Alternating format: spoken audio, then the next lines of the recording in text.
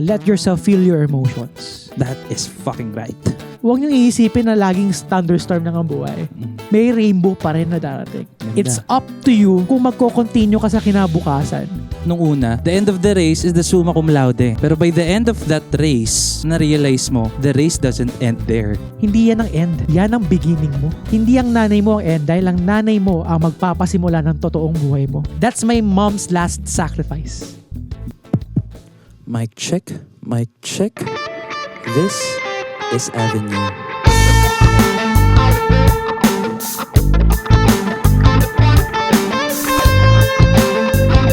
This is Avenue, a space for me and you.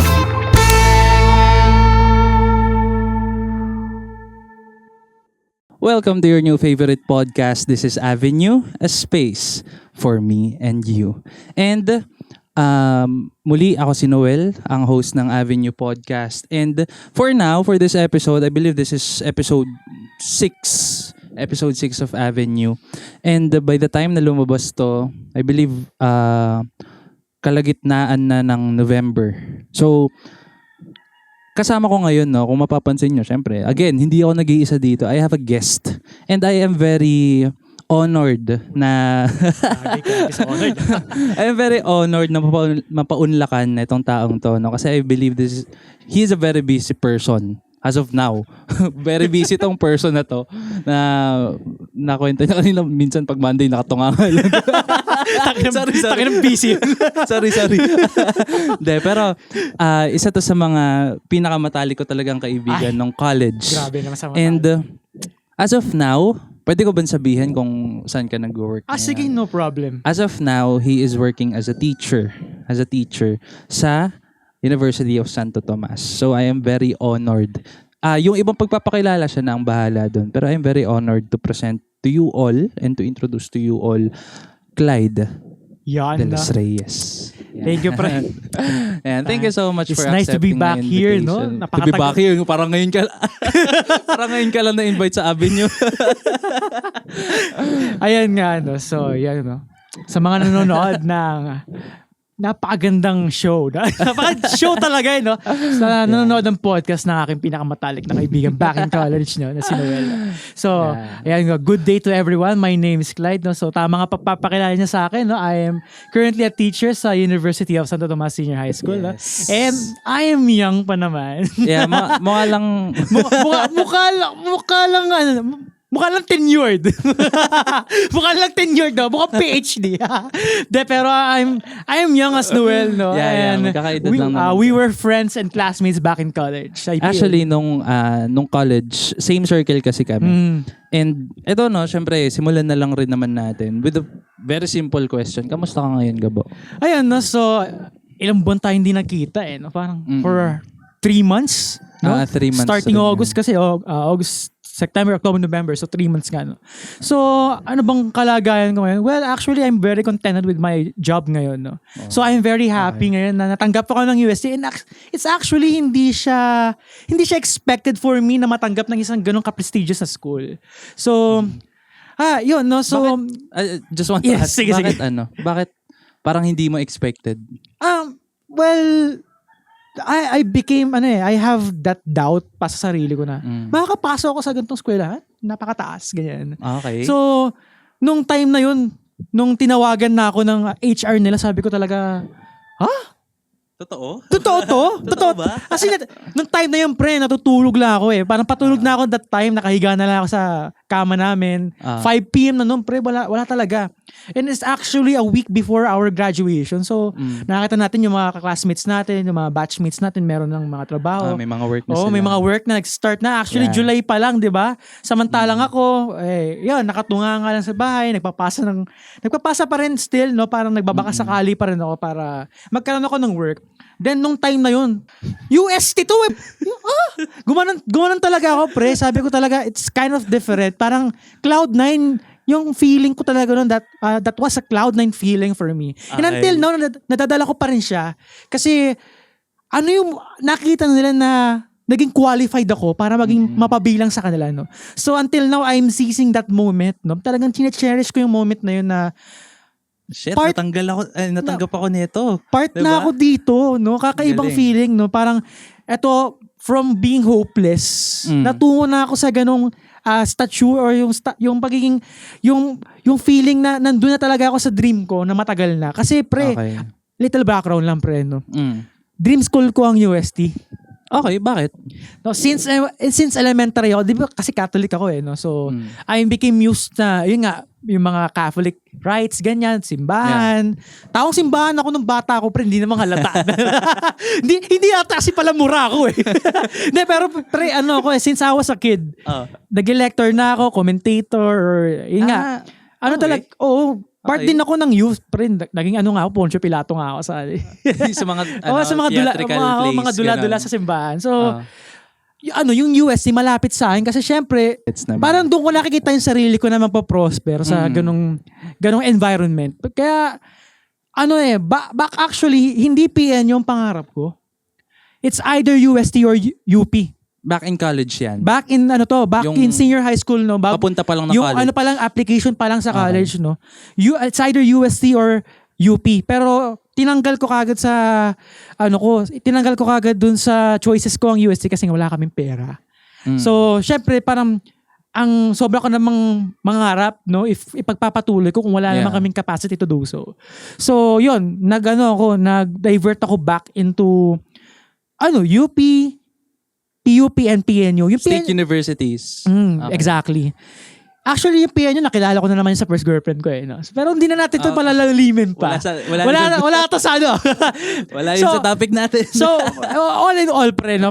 Sorry sa ex ko. Ay, joke lang. Okay.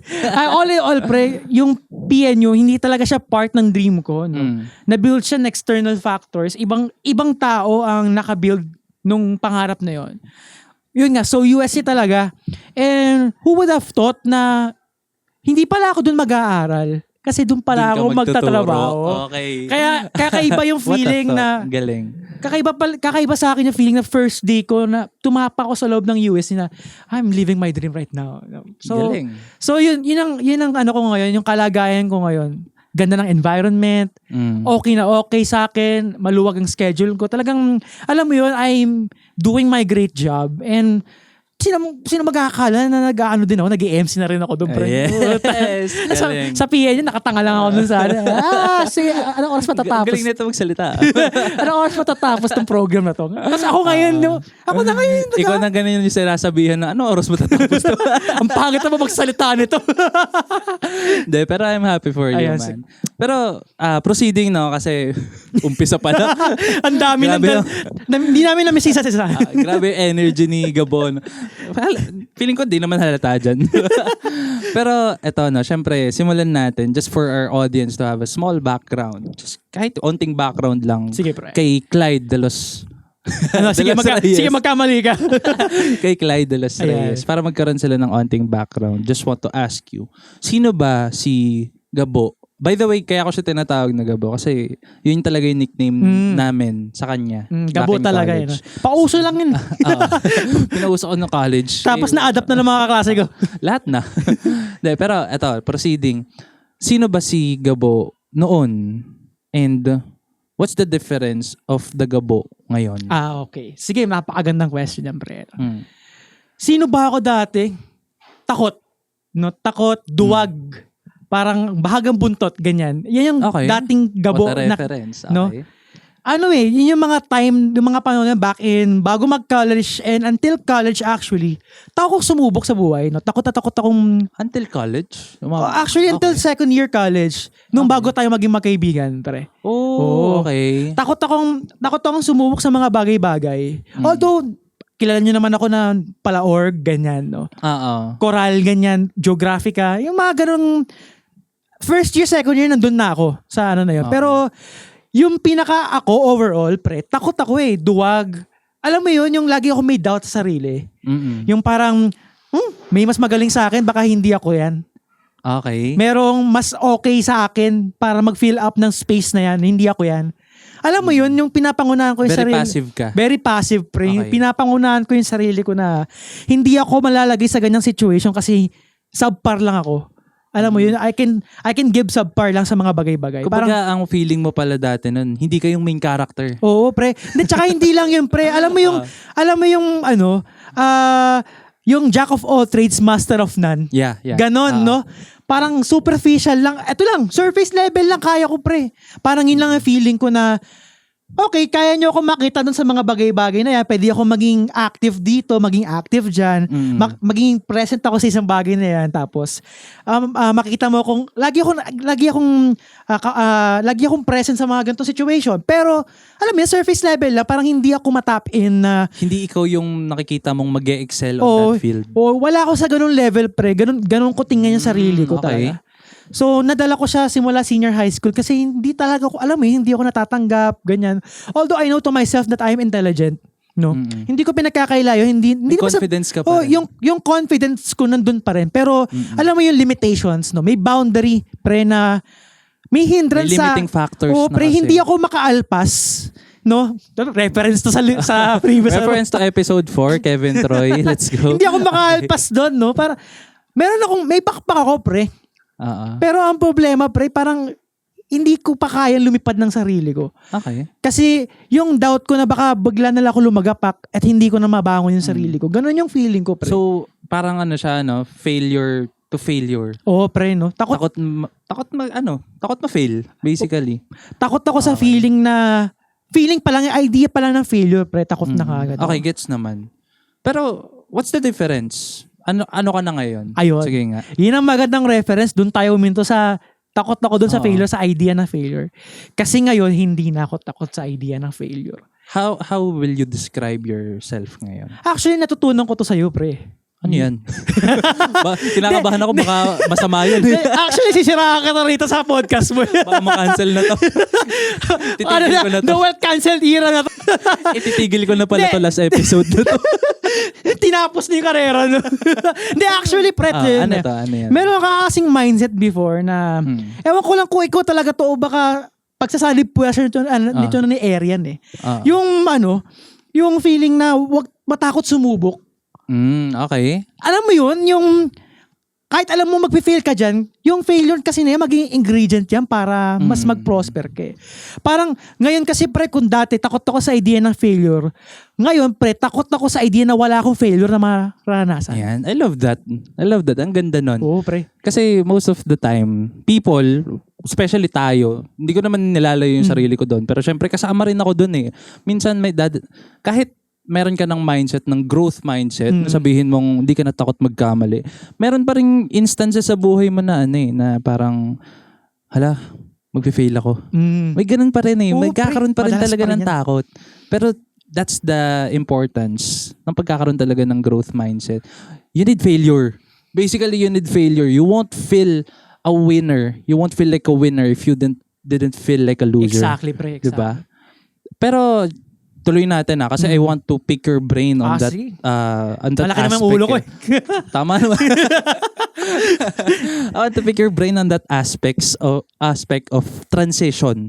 Yung transition mismo from someone na ayokong magkamali, ayokong mag-fail dito sa bagay na to. So hindi ko na lang susubukan. To that someone na okay, parang ganda na ito Pag mag-fail tayo, okay lang, matututo naman ako. How did that change? What caused that change? Best question so far. Okay. Kasi makaka-relate tayo parehas dito, pre. Ano yan? Alam mo yun na ANC tayo parehas? Okay. Yun, actually, pre. Wait lang, give a small background muna. Alam niyo ba, sa mga nanonood, pre, sa nanonood ng podcast mo, alam niyo ba na kasi magkagrupo kami nito ni Noel sa research. No? Doon kami nagka-ANC at alam niyo ba yung reason why? Putang ina, hindi kami nakapagpasa ng peer evaluation. Alam niyo, we defended our research well, no? Magandang sinabi ng mga panel sa amin Maganda yung research mismo. Actually, 'di ba, about disaster preparedness and awareness, so it's actually good for the society. Tapos, okay na minor revisions na lang, minimal concerns na lang sa aming research. Ang magtatanggal lang ng loud dreams namin, peer evaluation. Hindi kami naging loud lahat nun. Actually, kami ni Arian, ako, running for magna cum laude kami. So, yun talaga, pre, yung parang naging, parang naging point talaga of yung alam mo yun, yung point talaga Turning point mo turning siya. point yan, tamang word. Yun ang naging turning point ko para ma-realize na yung ganyang transition sa akin, no? Kasi ang nakaka-apekto sa akin nung unang yung dating ako, kung bakit takot mag-fail sa sarili ko, dahil perfectionist akong tao. Oo. Okay. May ganun yung aspect ka pala. Actually, perfectionist ako. Parang hindi ko nakita yung sarili ko na mawala ako sa, alam mo yun, mawala ako dun sa track na gusto ko. No? Although, yun nga, meron ding factor na hindi nga ako napipili, pero I'm striving that time. Nagsusumikap ka pa rin talaga. Oo, na makilala ko na magkaroon ako ng break. No, pero I believe in a wrong or in miscalculated part na perfectionist, no? So idealistic yung dating, Yeah. no? Parang yung may mga bagay na beyond na sa kakayahan ko, beyond my capacity, yun yung gusto ko makamit. And yun nga, one of which is bago ko pumasok ng college, pinapangarap ko sa sarili ko na maging summa cum laude ako. Yun nga yung password ng laptop ko. Pwede na nakawin yung laptop mo. Ay, bago na. Bago na, password ng laptop ko, wag na, wala na. Oo, yun. Kala ko pwede na nakawin. Actually, yun talaga yung point, di ba? Yung manifestation ng pangarap ko. Even dun sa mga codes ng laptop ko, password ng laptop ko, ay napapakita talaga. So, Ina-attract mo talaga. ina-attract ko talaga na makukuha ko yan. Akin yan, no? Hindi yan mapupunta sa iba. So, ganun ka-idealistic, no? Parang, alam mo yun, nasa rurok ako. Parang, hindi ako pwedeng bumagsak. Takot akong bumagsak kasi baka mangyari lang mapatotohanan ko lang yung sinasabi ng ibang tao sa akin. Yung tingin ng tao sa akin na, Okay. failure ka, diyan ka lang, subpar ka lang. Okay. No?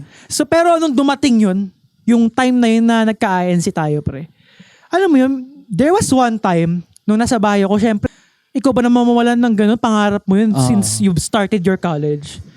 Meron akong time na nagkaroon ako ng eureka moment, Yung Ano yan? Yung, Ano yung na-realize mo nun? sabi ko, settled lang ba ako sa ganun? Ako lang ba to? Ito lang ba yung magiging track ko sa buhay? Makatapos ng summa cum laude or magna cum laude. Parang, okay. ito lang ba ako? Nakakulong lang ba ako doon sa point na yon? Sa track na yon? Kasi yun na nga stinart ko. Hindi ba ako pwedeng kumawala? Hindi ko ba pwedeng hindi ko ba pwedeng tanggalin sa sarili ko na Clyde, there's more than you, no? There's more than the world has to offer to you. 'Di ba? Maraming may offer ang mundo sa iyo, no? Apart diyan sa pagiging magna cum laude mo, summa cum laude mo. I am not disputing the fact na mahalaga pa rin 'yon, no? Yeah.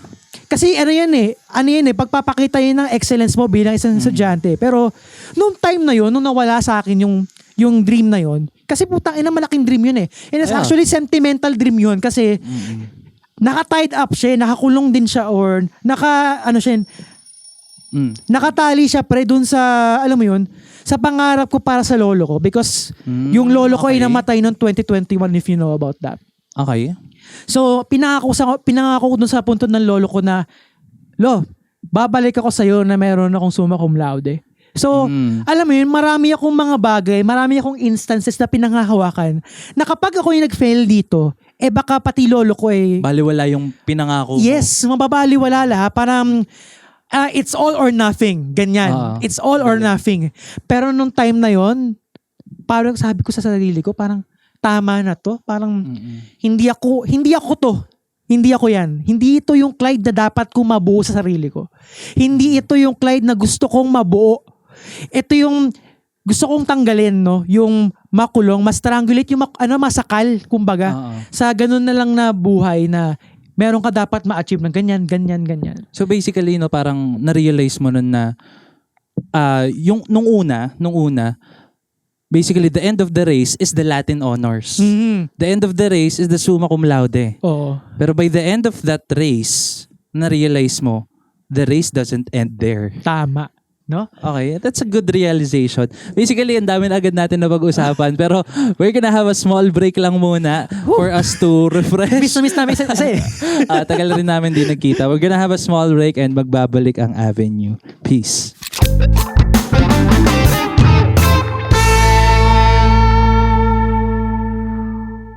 And nagbabalik ang Avenue, a space for me and you. And proceed na tayo doon, no? Dediretsohin na agad natin with our question. Kasi kanina napag-usapan na natin yung transition of mindset ni Gabo from the Gabo that was scared to fail to the Gabo that let's go failures. Let's go failures. Pero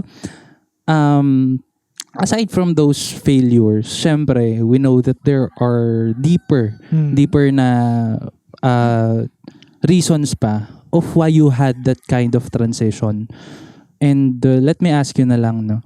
What made you the Gabo that you are now? Anong bumuo sa'yo? Sige. May tissue ka. Joke lang. Nag-request meron dyan, mamaya. Nag-request ng tissue. Hindi. Actually, I want to use yung first part, no? Yun ngang si Gabo na takot sa failure, then si Gabo na gusto na ng failure. Ngayon, nasubok yun. No? Na-test kagad yun. At yung kind of test na naranasan ko is actually drastic. Alam mo yung despair, yung desolation na naramdaman ko, hindi siya katanggap-tanggap para sa isang tao. No? And that actually happened this year. No? So I want to interpret or I want to illustrate this year, yung 2024 ko as the most bittersweet year for me. Okay, how so? Kasi this is the year, no, para sa kaalaman na lahat. This is the year that where I lost my mother. Okay. Yeah. So, yun nga. Yung time na yun, actually nasubok ako no. From the time na nagbebenta ako ng mga, alam mo yun, mga gusto nyong hopya, di ba? Nalala mo yan, yung mga hopya, yung mga siomay tuloy. Wala pala akong binibenta siomay. Wala ka siomay. Parang iba yun. Parang si Kuya Jojo yun. Shoutout kay Kuya Jojo. Ako napapanood mo to.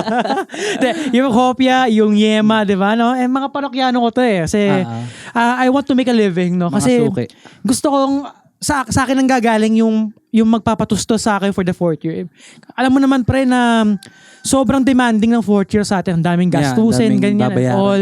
And that actually coincided with the sickness of my mother.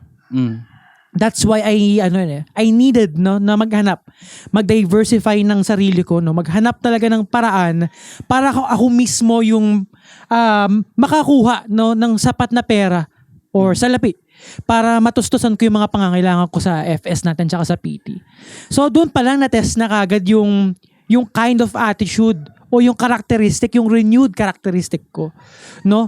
Na talaga bang ikaw yan, Clive? Baka naman eme-eme mo lang yan, no? Baka naman sinasabi mo na para may masabi ka sa ibang tao, may pang-clout ka, ganyan. Pero totoo, na-test kagad ako, pre, sa simula pa lang ng taon. Pre, naalala mo yun, yung December. Yung napilayan ako. Okay. Di ba? Nagbebenta ako noon, FS, tas bigla ako napilayan. Naalala mo, isang buwan akong naka-semento ang paa. Doon pala nagsa-start na kagad yung kamalasan ko ng buhay ko noong 2024. So, I started my new year na hindi ako nakatalon. Okay. Ganda entry nun. Gandang entry nun. Hindi ako nakatalon kasi Pilay ka. Pilay. Sementado bumpa. Hanggang dito yun sa may bandang bandang tuhod ko. So, grabe, no? So, yun, nag-start ako sa ganung bagay and nanay ko, tinutulungan ako pumunta dyan sa may Quezon City, sa may Banawe, sa orthopedic para nga mapagamot. And okay naman, pero naalala mo, pre, pumapasok pa rin ako sa PNU. Meron akong meron ako tungkod. Apat pa, paano? Nakala mo matanda ako no? Sinasar namin si Gabo. Kinukuha, ginaganon-ganon. Ginaganon namin si Gabo. Hindi, ako naman mismo yung gumagawang baril din. Ginaganon ako. Pero, di ba, parang tarantado rin ako sa sarili kong buhay. Parang, okay. So, yun nga. Just to make life fun, di ba? Oo, to make my life light. Ayun kasi nang hirap na nga ng buhay mo dito. Gusto mo pang pabigatin. Maghanap ka naman ng space for you to, parang magkaroon ka ng release. No? That's your way of coping up yes, with that kind of stress. Coping off talaga. Ganun talaga ako. Tinatarantado ko sarili ko. Para, alam mo yun. Gets naman. Kasi naman mantarantado ako ng iba. Di ba? Huwag na yun. Di ba? So, yun nga. Doon pa na nagsa-start yun. No? Pero, nag-start tayo ng PT. Diba? Mga late January, come to February and March. Doon sumasabay na yung dating ng sakit ng nanay ko. Okay. Parang there was one time na nakita ko yung nanay ko umihima sa upper abdomen niya. Sabi ko talaga, ang sabi ng nanay ko nung time na yun, naalala ko pa kasi very vivid pa sa akin eh. Ang sabi ng nanay ko nun, kahit baka natataila ako ganyan, parang nadudumi lang ako something, parang pumunta lang ako na CR. Pero napansin ko parang 4 days na eh, parang 4-5 days, parang same situation. Hindi pa nakakapaglabas sa dumi nanay ko. Parang ganon. Hindi na siya normal. Hindi na siya normal to me na makita yung dumadaing lagi si nanay ko. Well, actually, yung nanay ko kasi kasambahay siya, no? So, tumira din ako dun sa lugar kung saan siya nagkatrabaho. And wala akong kaalam-alam na meron palang reason why niya ako pinauwi dun sa Malolos, no? Lately ko na nalaman na kaya pala niya ako pinapauwi kasi may nararamdaman na siya. Okay. Oo. Yun, so napapansin ko nga nakakaiba na yung nangyayari, ganyan. Then, pero ang hirap kasi ang hirap pansinin or magbigay ng priority kasi sumasabay siya dun sa gawain natin. So, syempre parang hindi ko kagad napapansin dahil madalas akong wala. Nandun ako sa Caloocan. Doon sa Caloocan High School saan ako nag-PT. Then, pag mauuwi na lang ako gabi, tapos aalis ako madaling araw. So, hindi ko napapansin kagad si nanay. No? Dun yan sa sa bahay nung... Doon sa bahay kung saan siya nagtrabaho kung saan siya dati. nag-work. Okay. So, wala akong time talaga na mapansin yung mga nangyayari sa kanya. Pero, nung napirmi ako ng Sabado, syempre, weekend, no, wala naman akong ganap sa koral. So, napirmi ako sa bahay, tapos nakikita ko na parang kakaiba na kulay ni nanay. Okay. Nagiging kulay dilaw na siya. So, sabi ko, parang kakaiba na to ah. Parang, ang sabi ko sa nanay ko noon, time na yun, Nay, baka pwedeng magpatingin ka na sa doktor, no? Sabi ko, baka pwedeng lumapit ka na sa doktor mo sa Bukawi. Sa kami talaga nakatira. Doon lumapit naman siya. Ang unang lumabas na resulta, enlarged liver. So, lumalaki ang atay niya. Pero wala kaming kaalam-alam na hindi lang pala yun. So meron pa iba? Oo. Nung unang findings kasi ultrasound lang Ultrasound lang ginamit. So isang test lang yun. Oo, enlarged liver pa lang yun pre. Pero nung nagkaroon na ng isa pang scan, wait lang. Nung nagkaroon ng isang scan pre, lumabas na liver cirrhosis. Okay. Liver cirrhosis, marinig mo lang yung pangalan ng pre, kakabahan ka na.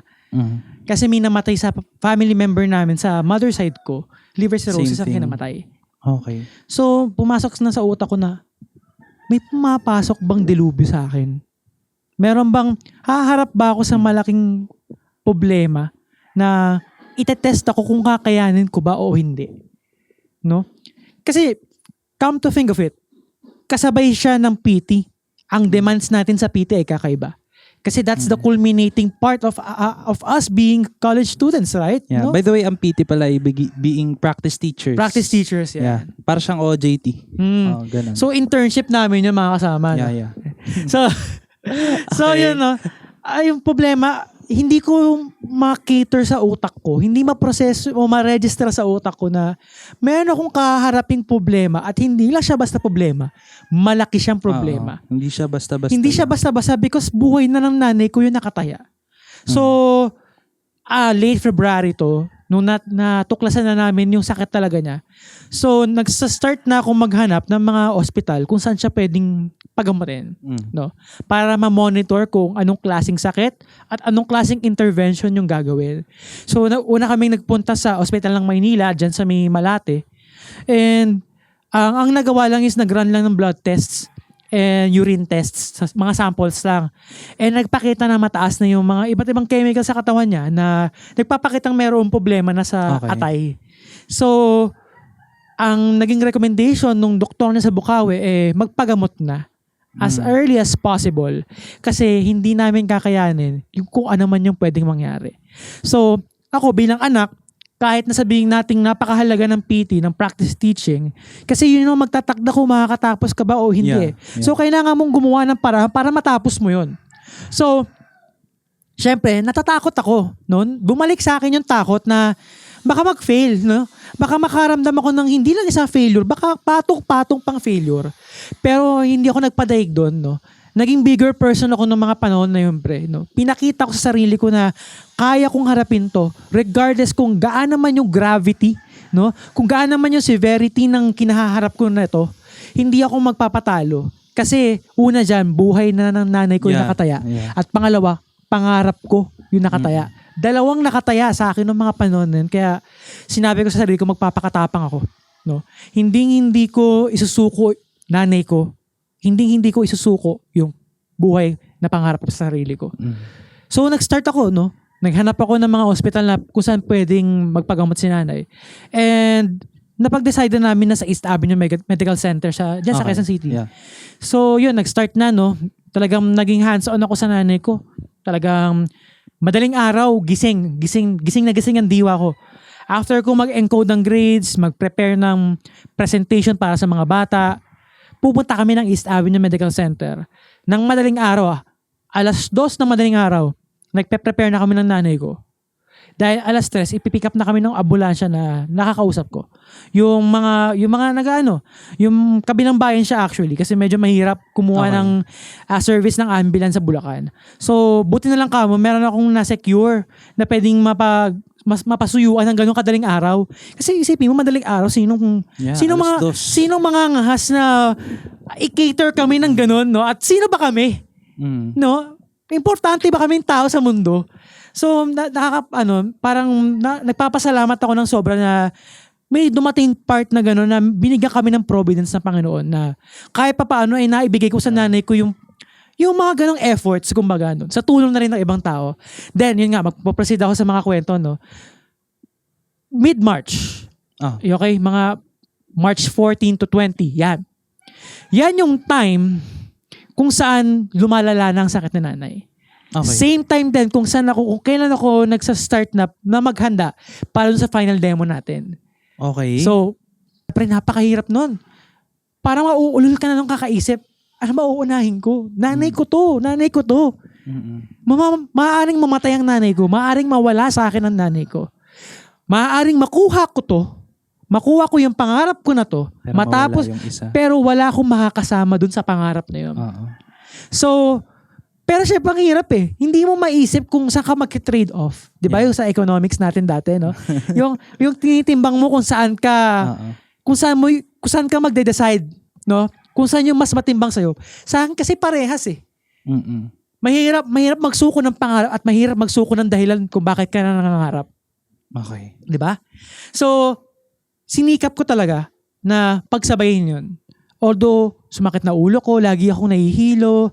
Even yung mga kasamahan ko sa trabaho, yung mga cooperating teacher ko, yung tao sa faculty, nakakikita na nila na lagi ako nahihilo, tuliro, ganyan. Parang wala na, disoriented na ako sa buhay.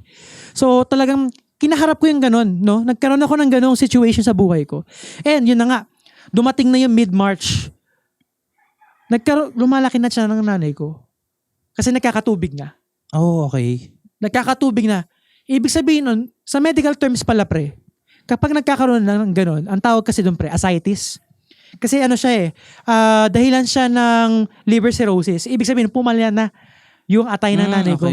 At hindi na siya pwedeng ma-reverse. Irreversible na yung condition ng nanay ko pag ganun. Ibig sabihin, ano na lang pwede namin gawin? Magpatanggal lang lagi ng tubig sa tiyan niya.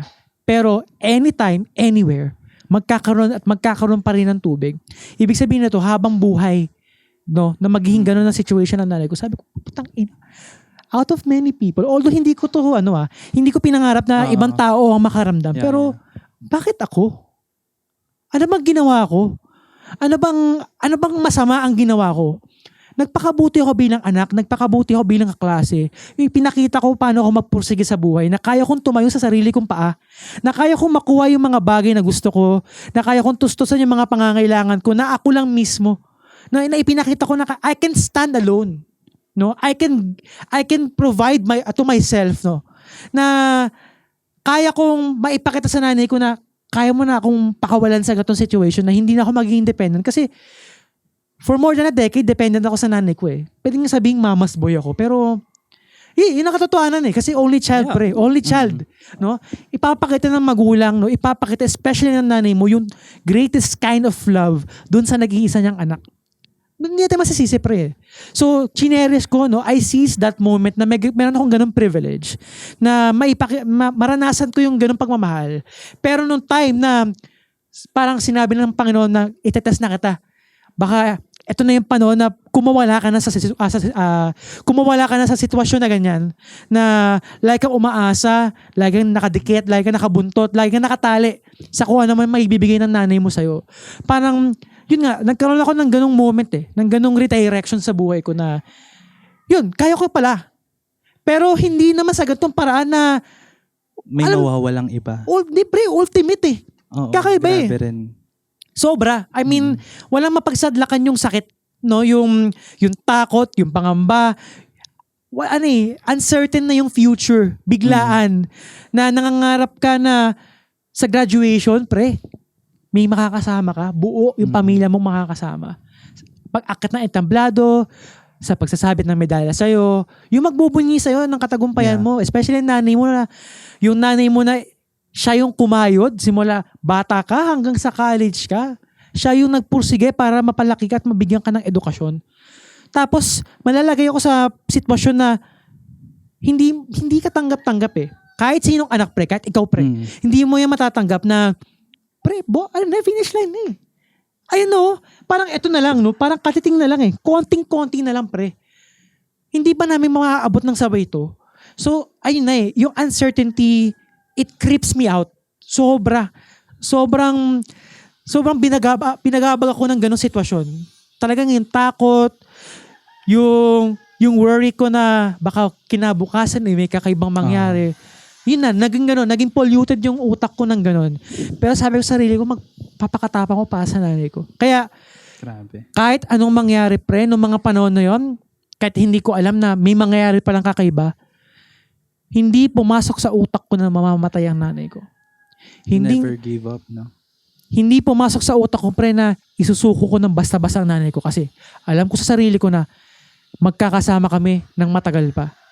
No? Kaya lahat ng bagay na kaya kong gawin kahit na ganito ng kaliit, no, ka-stiff, ka-narrow ang means ko kasi estudyante pa lang naman. Yeah. No? I can exhaust all means no and capabilities para mapalawak 'yon. Kaya nga naglunsad ako ng mga donation drive, 'di ba? Yeah. Kung maaalala mo, I reached out a lot of people through social media, even yung mga kasamahan ko sa trabaho, tinulungan ako pre para makakalap ako ng pera. And maraming dumaloy na pera and that's good, no? Ay pinagpapasalamat ko talaga 'yon na napakaraming tumulong sa amin nung time na 'yon na hindi nila hinayaan na mag-isa lang ako lumalaban.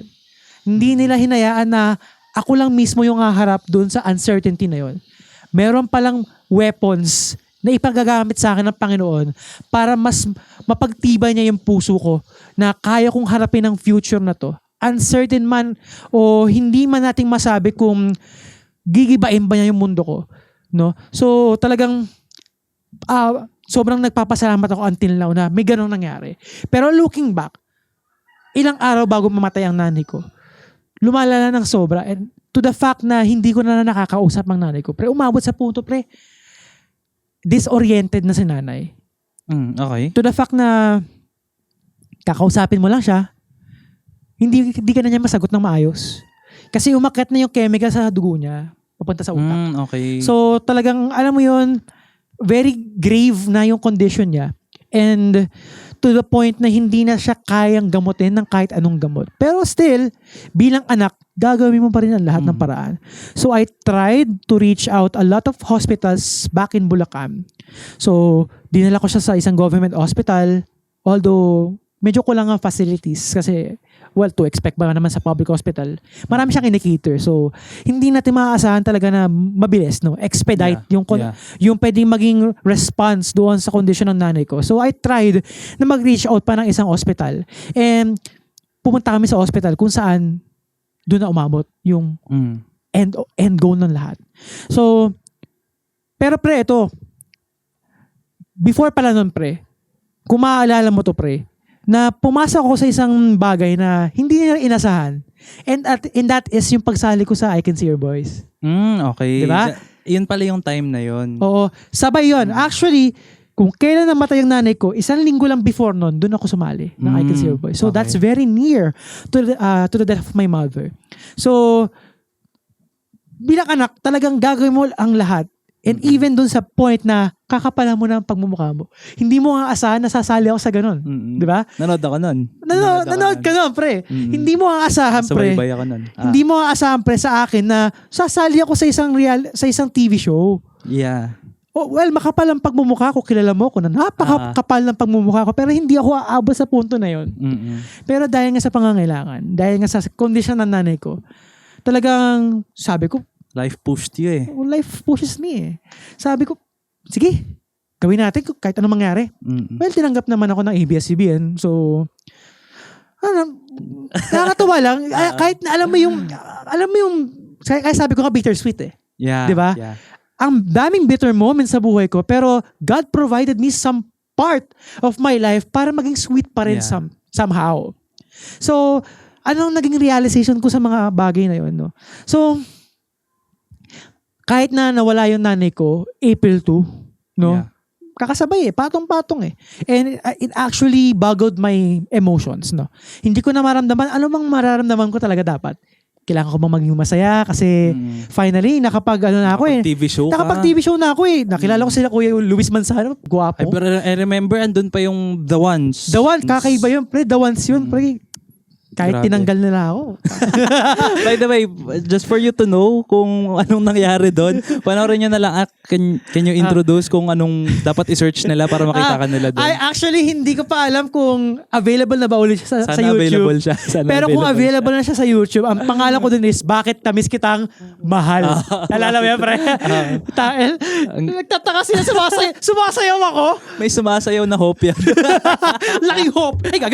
Ang laking hopya eh. Laking hopya may sumasayaw doon sa gitna. Hindi ko alam bakit naisip ng ABS-CBN na pagsuotin ako ng hopya. Pero, matching naman. Matching naman kasi yun naman talaga naging trabaho. Bibenta ka ng hopya. Hopya. Pero tinanggal. Hindi, pre. Tinanggal siya ng The Ones. Kakaiba doon. Pre, pinagmukha daw ako bayani doon.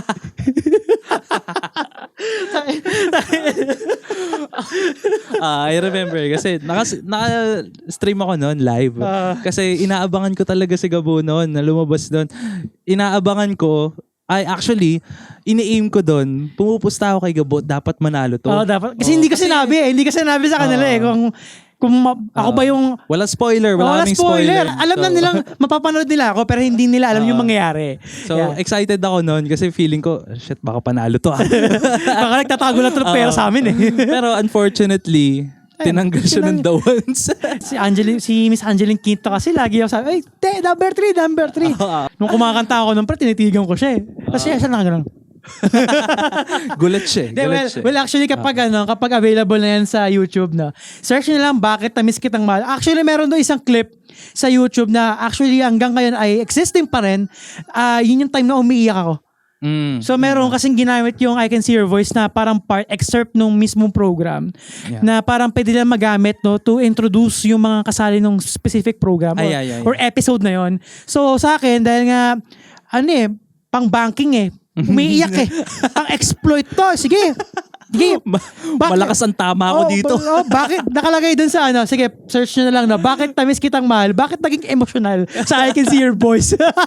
Matitibin na lang ako yung pag ginamit sa akin. Yung mukha mo pa dun, hagulgul. Tinanggal yung abot sa ex-girlfriend ko. Okay. Nakita ko yun. Narinig ko rin yun. Pero ayun marami tayong napag-usapan. Itutuloy natin ang uusapang Bakit Tamis Kitang Mahal maya-maya after ng short break natin. Magbabalik ang Avenue.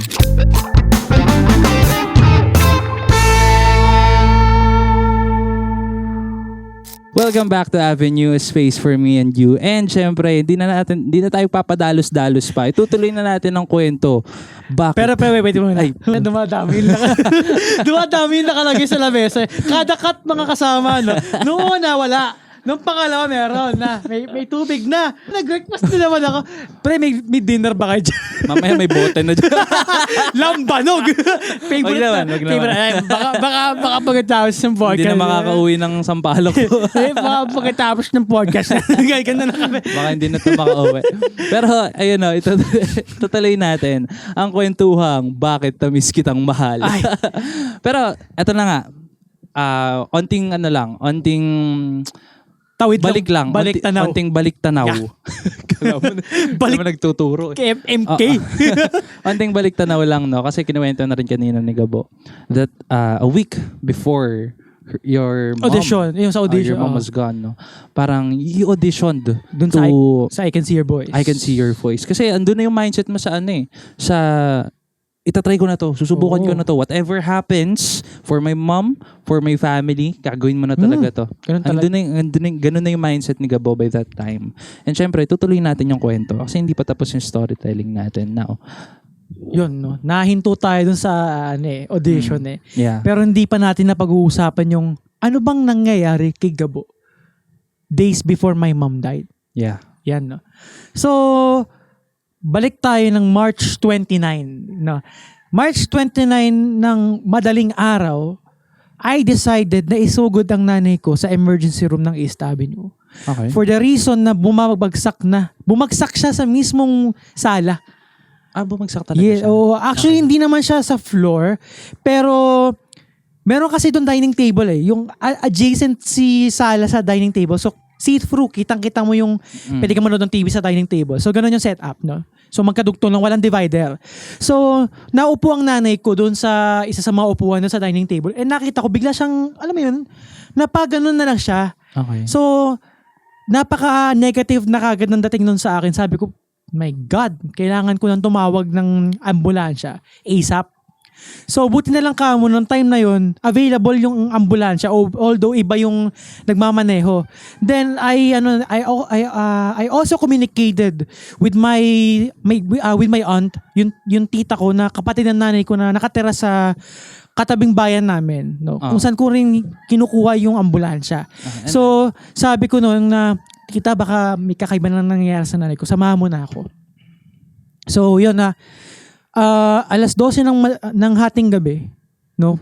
Talagang nag-rush kami papuntang Quezon City. From Malolos, Bulacan to Quezon City. Imagine how long, no, yung duration ng takbo namin, gaano kalayo yun, around 40 kilometers, no? Just to have the emergency. So talagang grabe yung kaba ko, no? Yung pag-aalala ko, anong mangyayari? Baka pagdating namin, wala na akong nanay. So, nung dinala namin doon sa ER, syempre kailangan pang i-triage. Yung tinatawag na triage, yung pagpasok kasi, hindi ka kasi basta-basta makakapasok. Kailangan ma-qualify yung isang potential patient na pang ER talaga siya or hindi siya pang outpatient department o OPD na tinatawag. So, nalaman namin pang ER kasi ng 100/60 ang dugo ng nanay ko. Okay. Imagine Unang salang 100/60. Pangalawa, 90/60.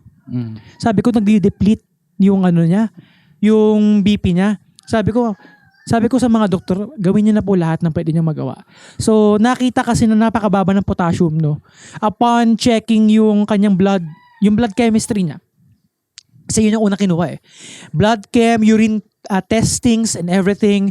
And nakita na even yung potassium niya ay nagde-deplete ng sobrang baba to the point na it became critical.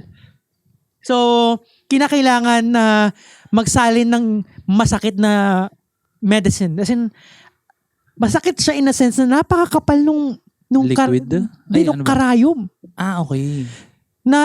And napansin ko sa nanay ko na konti pa lang, umaaray na. So, sabi ko, parang napagtatanto na namin, even ng mga doktor, na even yung senses niya, yung sensitivity ng kanyang katawan ay parang naiiba na. Parang, alam mo yun, sobrang sobrang kakaiba na ng condition niya. Overall. So, pinagpapasadyos ko na lang. And, imaginein mo, nandun kami sa ER. Wala kaming tamang space. Kumpul-kumpul Walang ward. ER nga So, sinugod na lang doon. Naka-wheelchair lang ang nanay ko. Walang higaan. Kasi fully occupied lahat. Okay, And maghihintay kami for 3 days in order for my mom to be qualified na pwedeng ipasok sa mismong hospital. Imagine, 3 days kaming possible na gano'n ang condition namin. And what if, dun kami sapitan, no? Dun sumapit na mamatay ang nanay ko. 29 Because of that delay, no? Because of those delays. Siyempre, Ang mas masakit pa nun, nakikita ko may namamatay sa harapan ko. Grabe. Sa harapan ng nanay ko, yung tita ko, ako, may nalagutan ng hininga sa harapan namin. So imagine the stress, imagine the pain, imagine the worry. Halo-halo na, no? Ikaw ba, matatanggap mo ba yon ng sistema mo na gano'n yung sitwasyon mo? Grabe. And may ganong sistema na nangyayari sa'yo, tapos may inaalala ka pang iba. Practice teaching. So, gulong-gulo na utak ko. Ano bang binibigay na test o challenge sa akin ng Panginoon? Bakit kailangan kong maranasan yun? No, umabot ako actually sa point na parang medyo china-challenge ko na naman si God. Na parang, pinagkitripan mo ba talaga ako? 2021, namatay na lolo ko nang wala kaming kaalam-alam na may sakit siya. So, it actually affected my faith. Nawala ako sa ministry because of that feeling or that happening, no? Kaya napansin din ng iba na parang medyo astray ako doon sa ganong pananampalataya. Kasi may tinanim akong galit Gets naman. And na-aggravate pa siya, na-exacerbate pa siya na hindi pa ba sapat tong lolo ko? Nanay ko yung susunod Nanay ko to. Hindi to bastang tao lang. Nakataya yung pangarap ko, nakataya yung kinabukasan ko, nakataya yung kalahati ng puso ko kung guguho ba o hindi. So imagine, no, anong klaseng feeling, emotion, anong klaseng pain yung na-endure ko within those days, no? Occurring within a week lang. Imagine, napakabilis Okay si nanay nung 26, nakakausap pa siya ng mga kamag-anak niya.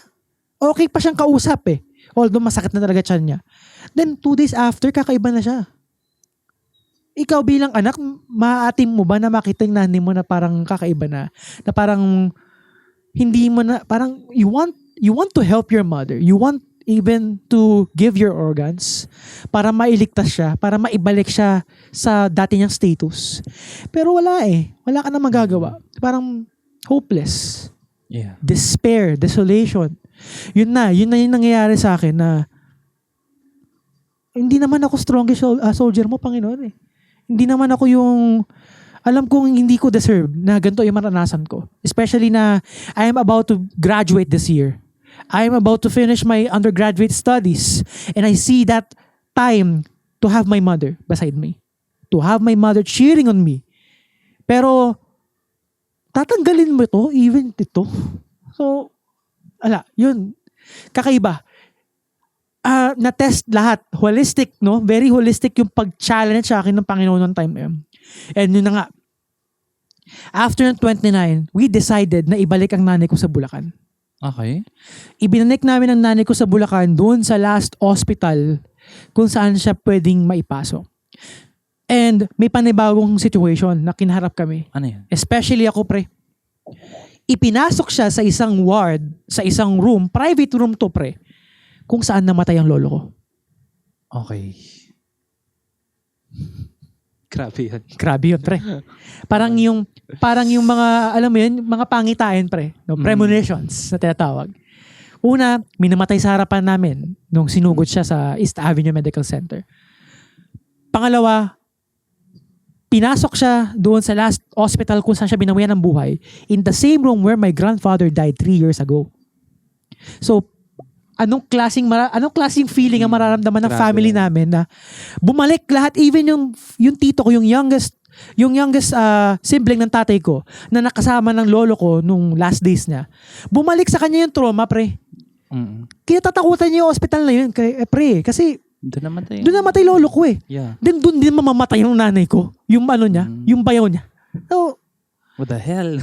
What the hell is happening in my family? Sabi ko talaga, talagang, eto pre, yung tinetest siya sa ER bago siya i-admit sa loob ng hospital na yon. Pre, napakalayo ko na. Hindi ko na kasi kaya Parang, it's more than enough for me to endure that pain, to sacrifice pa, na makita ko yung nanay ko na hopeless na. Although I know to myself na lumalaban siya para sa akin, pero yung hopelessness ng katawan niya, alam mo yun, naglalaban yung puso niya at yung katawan niya. Puso niya na gustong lumaban, katawan niyang sumusuko na. So, Nung pinapasok siya sa ER, sumisigaw ang nanay ko na sobrang lakas. Napakalayo ko na, pre. Open ng ER eh. Kasi that's ER. Okay. You cannot admit inside, so nasa outside ka. Yeah. So nag-a-attend yung maraming doktor sa kanya in order for her to be tamed, no? Magkaroon man lang ng mapatahimik man lang siya kasi very disoriented na yung kanyang lagay, no? Yung kanyang status that time. So kailangan na magturok na ng mga treatment or medicine para mapagaan man lang yung kanyang loob, no? Painkillers Yeah. or Okay. any kind of medicine na makakatulong sa kanya. Pre, ang layo ko na. Nasa baba ko, nasa taas sila. Rinig ko yung sigaw ng nanay ko. Napapayuko na lang ako, pre. Wala akong time, wala akong energy na makipag-usap sa inyo. Tahimik ako nun. Parang sabihin natin nag-media blackout ako ng mga time na yon.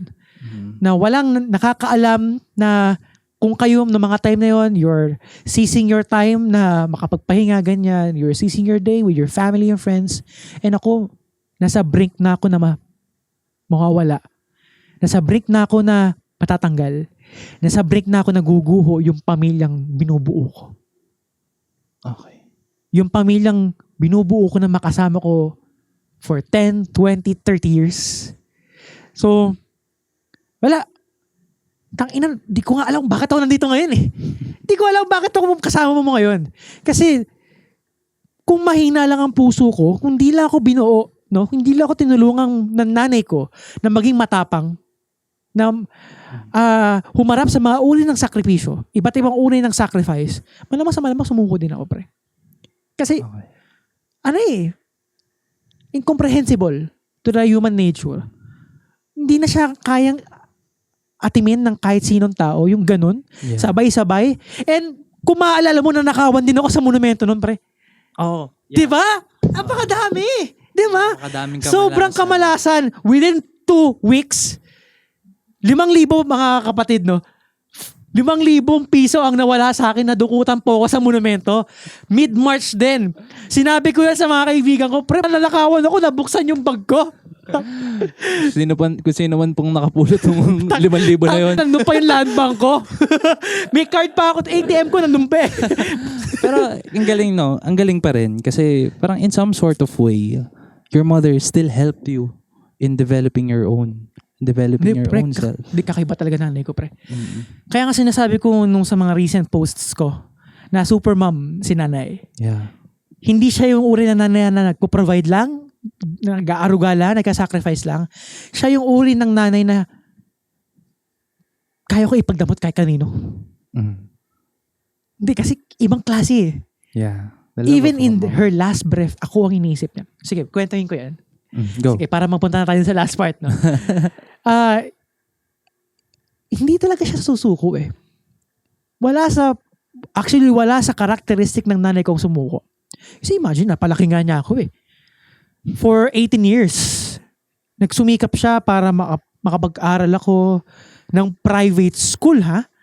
Imagine, financially, challenge kami, pero private school ako nag-aral from elementary hanggang Grabe. senior high school. Great applause sa mama ko, no? So, talagang binigay niya yung best kind of childhood sa akin.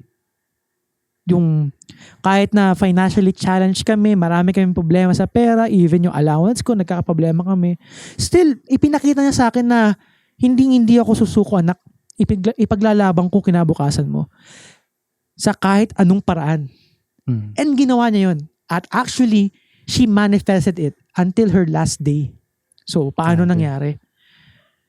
The day before she died, April 1. So, syempre, sa karamihan, we can actually deem that as the April Fool's Day. April Fool's. April Fool's Day. So, pranks and everything else.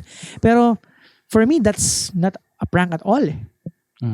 Because I know to myself that anytime I can lose my mother. Alam ko na hours na lang ang binibilang. Oras na lang. Mawawala na nanay ko. That's why, around 6 or 7 p.m., if I remember it correctly, binigay ko na yung number ko sa nurse station. Sabi ko sa nurse station, ma'am, if ever na may mangyayari po, please call me. Okay. Immediately. And wag po kayong gagawa ng kahit anong decision na hindi ako ang nag-decide. Kung anong decision yon, yung incubate, yung yung tinutubuhan na. Or okay. yung sinisi-CPR na. Those two can actually prolong the life of my mother. Pero sabi ko nga, irreversible na. Yeah. So, pahihirapan ko pa bang nanay ko? So, I decided na ibigay na yung number ko. And bago ko lumabas ng hospital that time, I prayed na sana kung ano man ang mangyari sa mga susunod na oras, maging matatag ako. And it actually happened. 12 ng madaling araw, I receive yung pinaka-tinatakutan kong call. Okay. Tulog ako na, as in mahimbing ang tulog ko. Pero the moment na narinig ko yung call, I know that there's something na nangyayari na sa hospital. Hindi pa man nagbabanggit yung mga nurse. Sabi kong wala kayong gagawin. Papuntahin niyo muna ako. Binaba ko kagad yung call. Medyo bastos ako nung time na yun. Pero papuntahin niyo muna ako. So ginising ko na yung pinsan ko. Well, actually nagising din ng lola ko. Yung nanay ng tatay ko. So medyo nag-signal ako sa lola ko na gumaganon ako. And that means 50-50. Gumaganon. And then, what happened after that? Kasi natatakot ako dun sa isa pang lola ko, yung kapatid naman ng lolo ko na namatay noong 2021 dahil madali siyang atakin sa puso. Okay. So gumaganon Kaya lang. ganun lang. Nagsisign lang ako. Yung lola ko kasi matapang yun. Taga-tondo yun eh. Tondo eh. Tondo. Pinasok mo pa yun. Siyempre, TMI ako eh. So yun nga, di ba? Gumaganon ako. Then, nung nasa tricycle na ako, nakatitig lang ako sa labas. Kino-contemplate ko na yung buhay ko nang wala nanay ko. Imagine mo, buhay pa nanay ko pero nandun na ako sa point na yun. Kasi hindi mo rin may iwasan. Hindi mo na may iwasan pre na isipin na anytime, ito na yun eh. I must face it. No? I must face it. Na darating ako sa puntong maririnig ko yung flatline. Somehow pinupunta mo na rin yung sarili mo dun sa And acceptance. that's actually a manifestation pre na matapang na ako. Although, hindi ko alam kung toxic to sa iba. Yung ganun. Pero para sa akin, it actually helped me to recover kagad eh. Pero ito mga tayo to, bago tayo pumunta sa recovery stage pre. Yun na nga. I arrived dun sa hospital and hinarap ko kagad yung doktor. Sabi ko sa mga doktor, hintayin na lang po natin. Okay. Hintayin na lang po natin. Pero pre, sa paghihintay na yun, I actually did something na, ewan ko kung kaya tuwa ng nanay ko o baka pinapagalitan niya ako dun sa, although unconscious na siya at that time. Actually, nagpakabit pa ako ng dugo sa kanya. Blood transfusion. Ikaw mismo? Yes. Okay. Kasi nag-order ako ng dugo para sa kanya the day before she died. So, sabi ko sa mga doktor, baka pwede pa natin i-try na magkaroon ng blood transfusion. Imagine mo pre, dahil manas na yung kamay niya. As in, yellow, bugbog sarado ng kamay kasi napakadami ng tinurok eh. Sa paa. Sa paa naman? Sa paa. Okay. Sa paa, tinurok. Okay. Imagine mo, ito yung paa mo.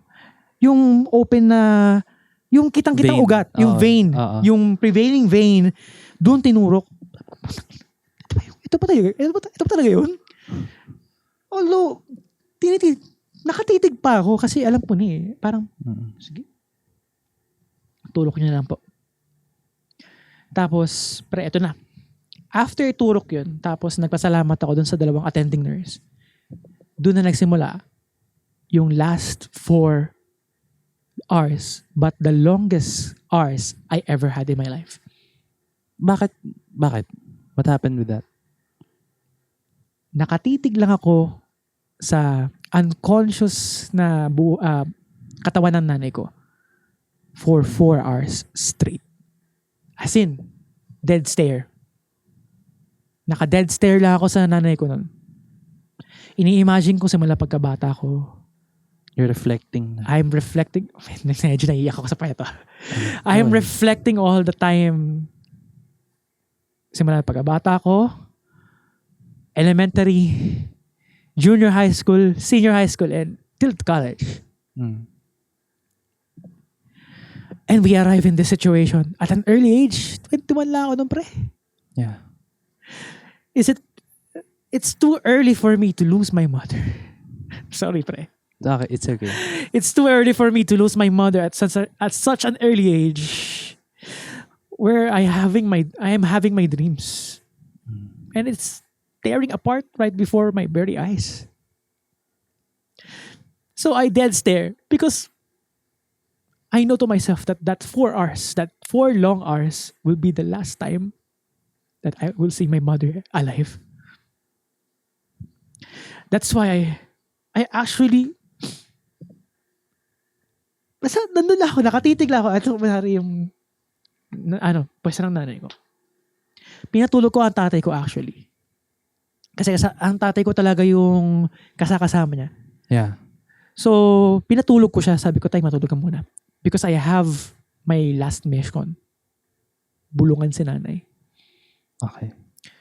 Nung time na yon, around 2 a.m., nagsabi na ako sa nanay ko Nay, alam kong hindi kita kaya pakawalan. At marami akong pangarap sa atin dalawa. Pero hindi na kita kaya makitang ganyan. Kaya, tanggap ko na. Okay. Tanggap ko na.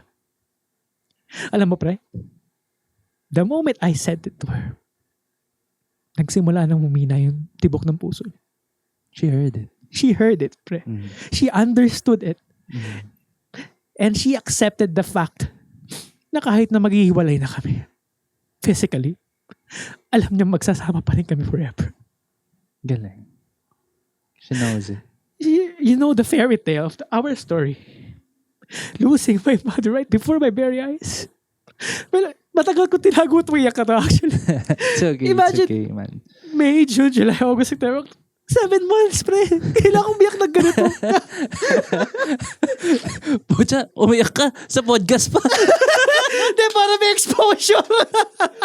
Ano to? Exploit ko rin ba to? Gagayahin ko na ba yung ABS-CBN, pre?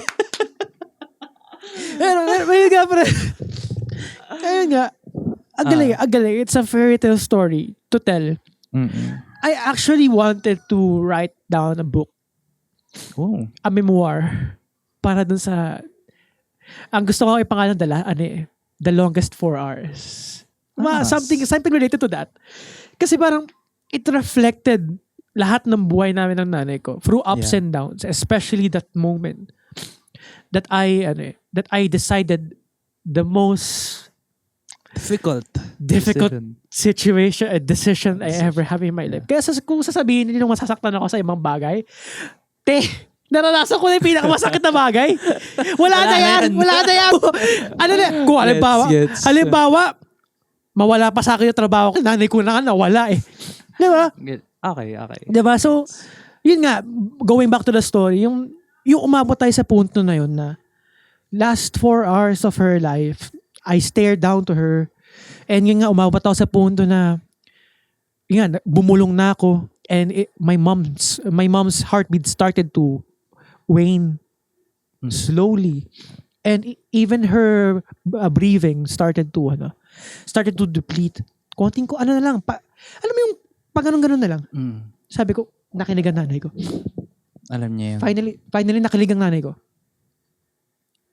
And around 4 a.m., sabi ko parang hindi na. Sabi ko, nagsistart na talagang na-accept ko na siya. So, lumapit ako sa nurse station na, ma'am, please have the ECG na. Okay. Imagine, no? Yung courage ko. Grabe. I am the son. And how I communicated with the nurse station with composure, with conviction actually, na, ma'am, can you have the ECG na? I am canceling the CPR. Kasi pumirma ako ng waiver for the CPR. Yeah. But because I don't want my mother's lungs to be aggravated, no? Yung mabugbog pa ko masyado. Mm-hmm. Kasi isang punch lang, no? isang electric lang yun. Sira ang niya. Sira ang lungs niya. So I canceled it, and instead I let them prepare yung ECG. And what do we mean by preparing the ECG? I'm preparing the death of my mother. Yeah. Kasi yun na yun eh. titingnan ako kailan yung exact time of her death. So my mom died at exactly 4:27 in the morning. No, so yon, kumalat na yung balita sa mga immediate family namin and nagkaroon kami ng time to reflect yung buhay ng nanay ko. Pero may hindi ako nakikikwento sa lahat. Are you ready to share dito? Is it okay? Actually, that's the start of how do I cope up. Okay. How do I cope up after my mom's death? Which is actually the next rin naman. Uy, no? maganda May yan. next question Sakto rin pala to, naman for you. Okay. Pero first of all, I would like to appreciate you muna for opening up, Okay. for being that open, It's my especially in this podcast pa. I believe, syempre, that story of yours rin naman is here not for, of course, not just for exposure, diba? Pero just, not for exploitation, diba? Pero I believe, yung story na yan is here for other people to hear, diba? And maybe some of you here are relating to the experience of Gabo here, and maybe you can learn something from Gabo in our next segment. And pero before we continue, let's first have a small break. I believe this is gonna be our last break na rin. Kasi gumano na yung kwento natin eh. Nag-climax na rin Nasa tayo. climax naman, dinuman na siya. Oo, papunta na tayo dun sa moral lesson. Pero yeah, we're gonna have a small break. Thank you so much for listening. We'll be right back.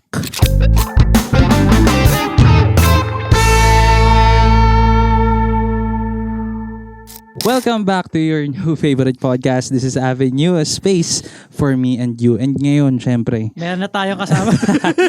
dahil Iba yan. Sorry po. dahil nadadagdagan ng natin, ang mga gamit dito sa table. Kanina may kape, ngayon may mug. Kanina pa pala yung mug. Ngayon may bago. Tissue. May tissue na dahil Emotional yung previous part eh. naging emotional yung unexpectedly emotional yung previous segment natin. Pero ngayon kasi tapos na tayo dun sa sa kwento eh. The day that your mother was gone, napunta na tayo doon. The peak of the crisis, kumbaga. The peak of the crisis. Napunta na tayo doon. And papasok na tayo doon sa what happened after? Okay. Anong nangyari after that the death of your mother? Okay. Sakit nun eh. Oh, God. Grabe. What did you do? Anong nangyari sa'yo nun? Eto, a little story, time lang. Kasi, 4:27, no, namatay nga yung nanay ko. Tapos, syempre, I contacted all my kamag-anak relatives na malapit sa amin and even yung sa States, no, sa United States. So, yun ang ginawa ko, yun ang first na ginawa ko para ma-disclose na yung nangyari. Yeah. Then, who would imagine etong mga sumunod na ginawa ko? 6 a.m., no, 1.5 hour after my mom died, lumabas ako ng hospital. Ang ginawa mo dun? Nagsimba ako. Oh. Okay. Nagsimba ako. Anong pumasok sa isip mo nun? Parang, anong pumasok sa isip mo? Ba't ka nagsimba? Nagsimba ako nun kasi pinagpasalamat ko yung buhay ng nanay ko. Okay. Yun ang first thing na ginawa ko. As in talagang humahagulgul ako sa loob ng simbahan. Pero I know na I found refuge sa Panginoon. Imagine 1.5 hour after my mom died, yun ang una kong ginawa. Lumapit ako sa Panginoon. Parang to interpret, yung pagkawala ng nanay ko, yung pala magpapalapit sa akin ulit, pabalik sa akin na nagpasalamat ako sa buhay na ibinigay sa akin, buhay ng nanay ko na ibinigay, pinahiram sa akin bilang kanyang anak nga. Tapos, yun, pinagpasalamat ko, I reflected everything and most especially, humingi ako ng guidance na ngayon ay yung kalahati ng puso ko ay wala na. No? Kalahati ng puso ko ay gumuho na. Na sana wag akong pabayaan ng Panginoon sa mga susunod na araw na darating sa akin. Yes. So, imagine yung mindset ko, pre. Kung kung mahina nga, kung hindi ako nabuo ng nanay ko ng matapang, at kung hindi ko nabuo yung mindset ko back in college na maayos, na tumanggap ng ganong setback, failures, and everything, despite all the crisis that I've faced, baka hindi iba ang senaryong mangyari. You're gonna be in a very depressive state. Oo, Siguro. siguro. Pero hindi, kabaliktaran na nangyari. Yeah, ang galing diba? nga Ang hopeful na nangyari. Mm-mm. Instead na maging desolate ang feeling ko, ang state ko that time, nagsimba pa ako. Galing 1.5 hour. Yeah. And after nung kumain pa ako ng almusal. Okay. Naglugaw pa ako sa bayan. Ang galing lang, no? Kasi I just want to reflect on that kwento of yours na parang instead of being on a very low state, Yung maging unable na gumalaw, kumilos. you were grateful. Grateful ka. Not because, of course, not because your mother was gone, but because your mother was there for you Until the very end. until the very end. Ipinaramdam Galing. niya sa akin na attached kaming dalawa. Oo. Na alam kong yung physical being lang ang nawala, natanggal, naputol. Pero alam ko until right now, until in this podcast, magkadikit pa rin kami. Malay mo nakikinig siya. Oo, nakikinig. Diyan nga siya. Kinakalapit niyo. Uy. Pero Kasi kanina ang init, di ba? Pero parang lamig. ba't parang may humangin na malamig? Di, pero yun nga, di ba? Balik tayo galing dun sa, lang. sa reflection, no? Parang, isipin mo yun, no? Ang tapang talaga, Yeah. no? Nagpakita talaga yung manifestation na matapang na ako. Na despite all the crisis that I've faced, na kahit anong challenges man yan, no? Na gusto kong gibain, na gusto kong pasukuin, no? Binigay sa akin lahat ng uri ng crisis, situation na alam kong pwede akong sumuko anytime. Pero imagine, I'm still here. Yeah. I'm still here. Galing. Facing you, no? Facing the audience, or I'm speaking in behalf of my experience. So, wala lang. Ang galing lang talaga ng Panginoon talaga, first of all. Ang galing ng Panginoon and ang galing ng nanay ko na tinuruan niya ako ng ganitong klaseng attitude. Na,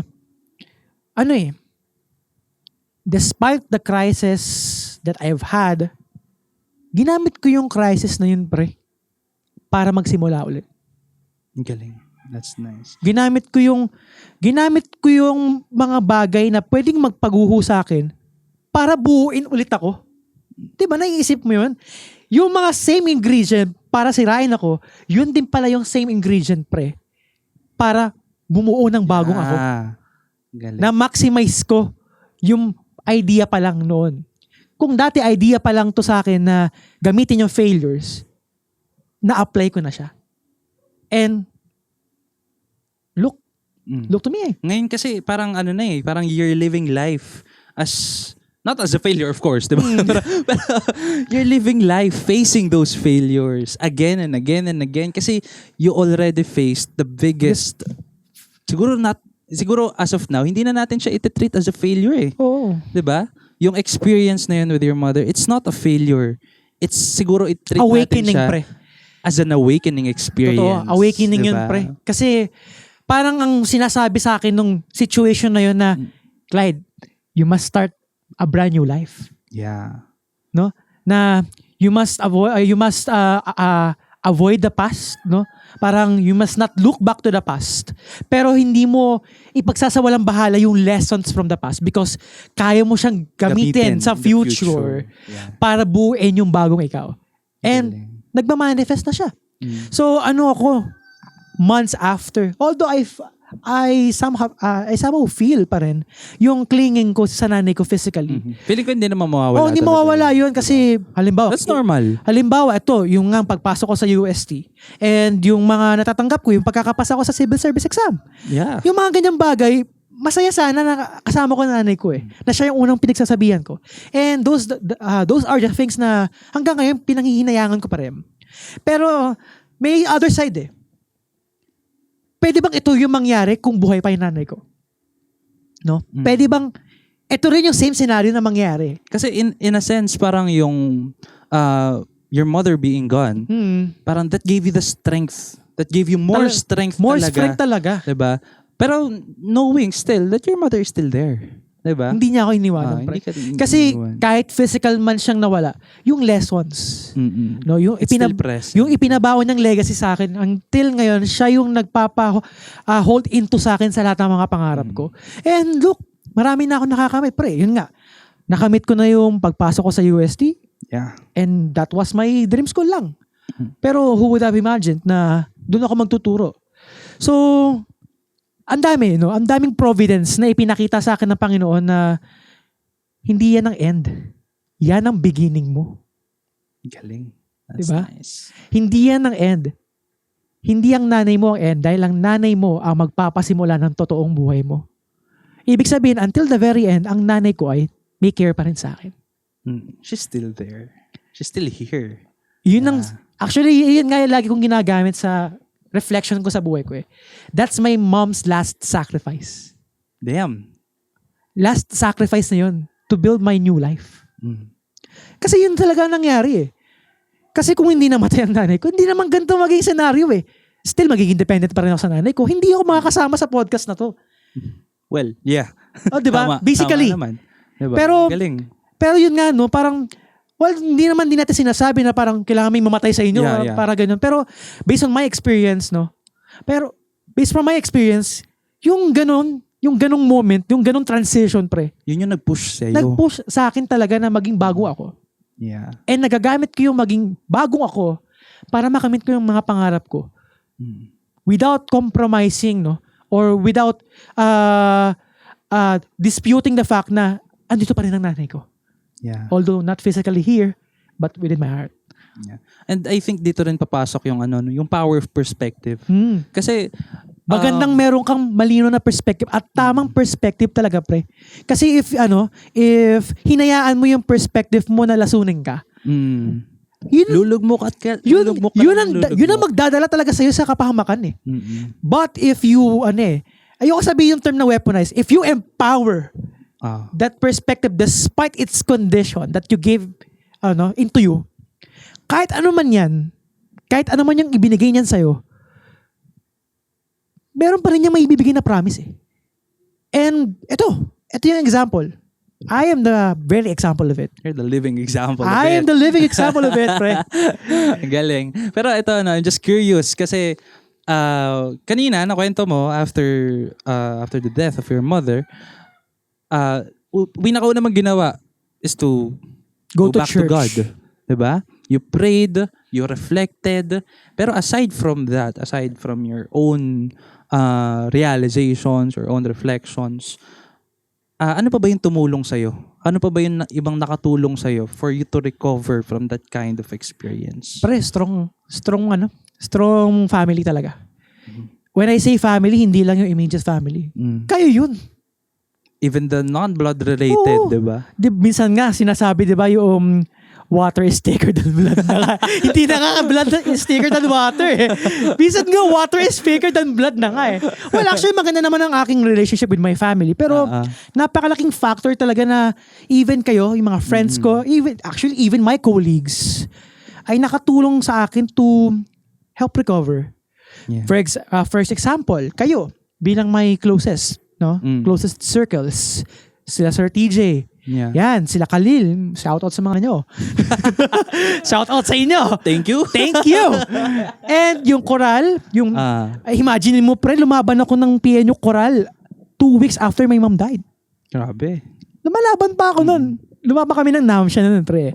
April 23, lumabang kami ng national competition. Ilang araw lang namatay nanay ko, 3 weeks lang. So imagine mo, diba, ang galing lang talaga ng Panginoon magbigay ng pwedeng tumulong sa'yo. No? Whether it might be your family, your friends, or even colleagues, yung mga kasamahan ko sa I Can See Your Voice, tinulungan nila ako to recover. Grabe. Hindi nila hinayaan na alone lang ako doon sa pagbaybay, no? Pag-explore, pag-wander doon sa buhay, doon sa avenue. Yan. Napasok ko. Napasok mo yun. Doon Nice one, pre. Nice one. Yun sa avenue na wala na akong kasama. Yeah. So, ang galing lang ng Lord. Ang galing niya na ibigay sa akin yung lahat ng pangangailangan ko para mas mabilis yung aking pag-recover at mas makita ko kagad yung rainbows doon sa after ng isang malakas na thunderstorm. Yeah. O, di ba? May thunderstorm eh. And tumagal siya ng ilang buwan. Ilang buwan na thunderstorm yun. Pero, kahit sa Bible naman eh. Di ba may 40 days nga na flood and rain? Pero And, after that, there's a rainbow. yeah, there's And a that rainbow. actually happened to me. Yun ang nangyari, no? So, para sa mga nanonood, yun nga. Yun nga, no? Huwag niyong iisipin na laging thunderstorm lang ang buhay. May rainbow pa rin na darating. Ganda. It's up to you kung magko-continue ka sa kinabukasan. No?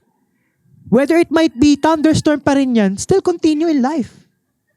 Kasi that's natural eh. That's the intrinsic part of being a human, to face the crisis. But basically, paano ka magko-cope up dun sa crisis na yun? Eh? Paano ka magre-respond? Nasa natural instinct pa rin tang pagkatao talaga natin. Yes, When- exactly. When calamity comes, we thrive. We thrive. Especially for Filipinos, di ba? Although hindi natin inaano yung pagiging resilient natin. Hindi natin romanticize. Hindi na hindi natin actually hindi naman tayo sobrang conscious as Filipinos, hindi naman tayo sobrang conscious of our resilience, pero it is innate Naturally para sa bound atin. talaga eh. Oo, That's innate sa the atin very yan eh. nature of the Filipino. Yeah. No? Kasi nandun eh. We are clinging to the family. Yeah. We are valuing the collective side of family. Naging social science perspective ba to? Medyo ano yun natin, itik natin onti pabalik. Ayun lang. No? So, yeah. So, ang galing na talaga. No? Always remember that na talagang tanggapin lang ninyo na may thunderstorm talaga ang buhay. May thunderstorm. May thunderstorm talaga ang buhay. Pero wag nyong tatanggalin sa utak ninyo na matatapos din yan kasi mauubos din ang mga luha. Yeah. Mauubos din ang mga ulan. Papawi din yung ulap na yan. And after that, Yung bigat ng ulan na yan, at yung bigat ng ulap na yan, uunting luluwag. No? Unti-unting gagaan. Dahil sa paggaan na yon, may makikita kang bahaghari sa dulo. Yung bahaghari na yon, gamitin mong paraan para magsimula ulit. and that is what you did, diba? Exactly. Ang galing. Ang galing lang, no? Kasi, imagine the experience of Gabo. By the way, again, I appreciate you being open dito sa podcast episode na to. Sobrang salamat. And kung may nakakanood man sa inyo, somehow experiencing the same crisis as Gabo, I hope na nakatulong naman sa inyo somehow yung mga kwento ni Gabo. Yung realizations mismo, yung lessons na natutunan ni Gabo. Don't forget na after the rain, There's there's a rainbow. Ganun naman palagi. Pero eto no, siguro last part na to. Last question ko na lang sa'yo. Siguro general na lang kasi somehow nagbigay ka na rin naman ng ng message mo. Actually. Inunahan mo ko eh. Ganun ako eh. Oo, Na inunahan mo ako eh. may future thinking talaga eh. No? Pero ito, last message na lang for those people handling their crisis in a difficult manner na parang hindi na talaga nila kinakaya. What can you say about them? For them to keep surviving, for them to keep thriving, anong masasabi mong message? A simple message, simple and short message para sa kanila, para magpatuloy pa. First of all, let yourself feel your emotions. That is fucking right. I believe. Totoo yan kasi if ever na mag-bypass ka doon sa gusto mo mag-recover kagad without addressing your emotions. Without grieving. Without grieving actually, that will be hard. That will be fucking hard for you to recover, no? To move forward. Again, di ba, pain demands to be felt. Yes. So dapat i-acknowledge mo na nasasaktan ka talaga. Yeah. Huwag mong isipin na, kailangan ko maging okay. Kailangan ko na bukas masaya na ako, nakakangiti na ako. Walang ganun. Walang ganun. Walang ganun. Ako, although naging delayed din sa akin yung yung pag-grieve kasi nga maraming naganap eh. I can see your voice, yung sa choral and everything. So matagal. Yeah. Pero hindi ako nag-bypass. I let myself feel my emotions. No? Kasi pag hindi mo yan ni-release, pag hindi mo yan vinalue, magiging matagal yung problema na yan. I mean, magiging domino effect yan eh. Magkukos lang yan ng further exacerbation ng pwede mo pang maranasan at baka mag-cause pa yan ng panibagong problema sa'yo. Yeah. So, if you want yourself na makarecover talaga, to move forward talaga really, kailangan ma-feel mo talaga yung emotions mo muna. No? Totoo. Talagang akuin mo. Feel yourself. Be yourself. Yeah. And afterwards, if ever na okay ka na, if ever na kaya mo na, okay na, no, clarified na yung utak mo, doon ka pala mag-start. Pero hindi ko sinasabing mag-start ka ng mabilis. Kailangan mag-start ka ng tama. Ibig sabihin nito, gradual lang. Gradual, sure, at most especially, binavalue mo lahat. Talagang pinakikiramdaman mo lahat ng nangyayari sa'yo. Huwag kang mag-jump, no? Or mag-gallop dun sa mga gusto mong mangyari. Diba? Let them pass. Let them pass. Ang galing lang kasi kanina ko pa naririnig or kanina pa siguro na-emphasize ni Gabo kaya siguro ito na rin yung pumasok sa utak ko. The essence of starting over. Totoo. The essence of starting over again, that after a rain, kanina pa natin sinasabi, comes a rainbow, but that rainbow will serve as your inspiration or your motivation to start all over again. And siguro yun ang pinakang, masasabi mo ba na yun ang pinakang message mo for the audience?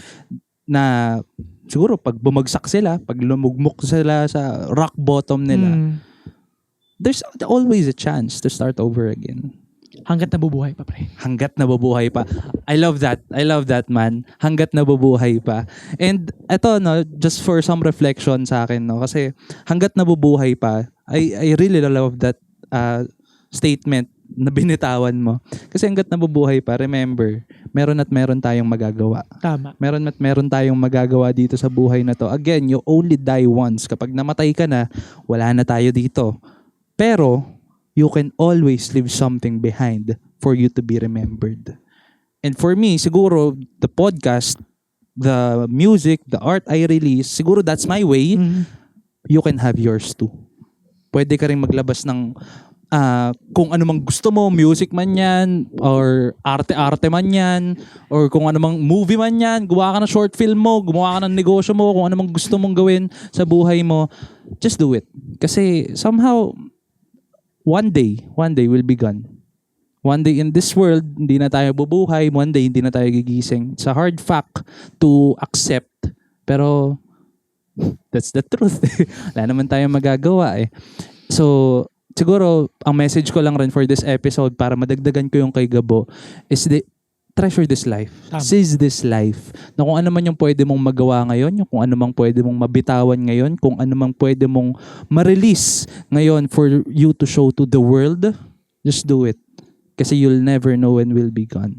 Pero hindi ko naman sinasabi na sana bukas na yun. Hindi ko sinasabing ganon. Pero we'll never know. So just do it. And siguro no, for the final part na lang naman ng podcast to. Any promotions, anything you'd like to shout out, anyone Yes! anyone you'd like to recognize dito sa podcast na to. Sige nga, go. So, sinashoutout ko nga pala lahat ng kasamahan ko sa UST Senior High School. So, pagpasensya nyo na kung medyo irresponsible ang aking mga sinasabi ngayon. Kasi that's my true self. Nakasama ko nga pala aking kapalagay loob ko to eh. So, yeah. Ikakat ko na lang po yung iba. Meron na siya, beep, beep, beep. Ikakat ko na lang So, iba. pasensya nyo na po if mapapadpad po kayo sa episode na to, no? So, shout out sa mga butihin kong kasamahan sa UST Senior High School. And might as well, shout out ko din yung mga kaibigan ko all over the place. Yung mga kaibigan ko, sila Sir TJ, sila Khalil, syempre ang aking mga kaibigan, no? Na hindi na nagpaparamdam yung dalawa. Thank you. Lalo yung isa, no? And, Thank you. ano pa ba? Sino pa bang gusto ko pasalamat? Yung mga kamag-anak ko sa Bulacan. Okay. Yes, mga kamag-anak. Andun na tayo sa Bulacan. Yes, medyo tumatawid na tayo sa Bulacan. Yung mga kamag-anak ko dyan, mga tatay ko dyan, kung makita mo ako dito, sana hindi ka proud. Baliktad, sana hindi ka proud. Tapos, ano pa ba? Yung mga friends ko sa Bulacan, mga pinsan ko, no? Sana wag nyo akong ikahiya. And most especially sa love ko dyan. Okay, baby! Tuloy mo. Para sa love of my life dyan, no? Makikita tayo sa 22. What a final message. What a way to end the episode. Kailan nga ulit to? Ang release nito, ano bang araw ngayon? Wait lang, yung cellphone ko ang bagal. It's November 10 ngayon, yung recording November namin 10. ngayon. Tapos, Ang magiging release neto ay next Friday. next Friday. So, Hindi ko alam kung anong date. sakto, 22. Ay, seryoso ba? 22 yun. Sakto. Love you. Sakto yung day. Seryoso pala. Yes. And siguro, tapusin na natin to. Siguro doon na natin tatapusin tong episode na to. Thank you so much for listening again. With Gabo, this is your new favorite podcast. Thank you so much for listening. This is Avenue, a space for me and you. Peace.